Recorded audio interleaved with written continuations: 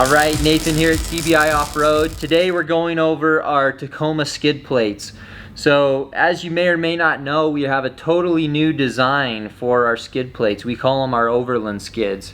What we've done is we've taken all the things that we've learned over the years in building armor and skid plates, and we've packaged it in a new skid plate called the Overland skid.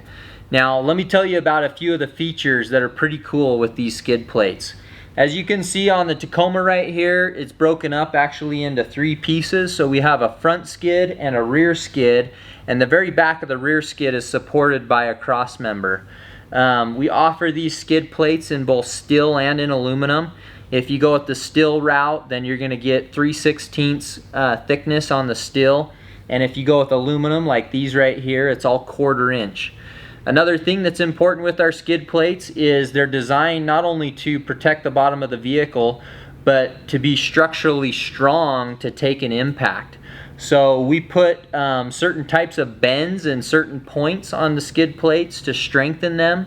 The other thing that we do is we put internal structure on the top side of the skid plate that helps in those high impact areas and helps to create strength in an area where maybe it's not naturally going to be there due to how the plate's formed.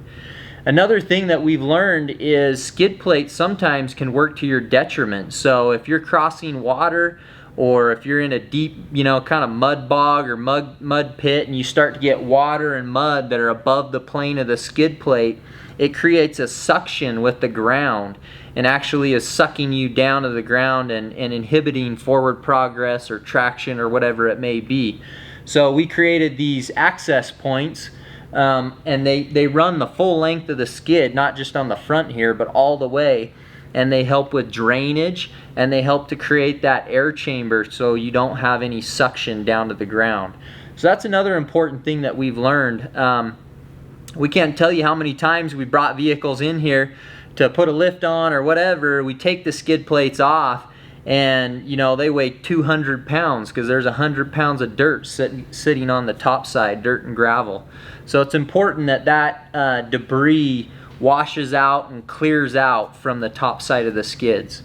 The other thing that we've done with our skid plates is we've tried to make them very simple and easy to install. And then if you're changing oil filters or air filters, we tried to create easy access points for that as well.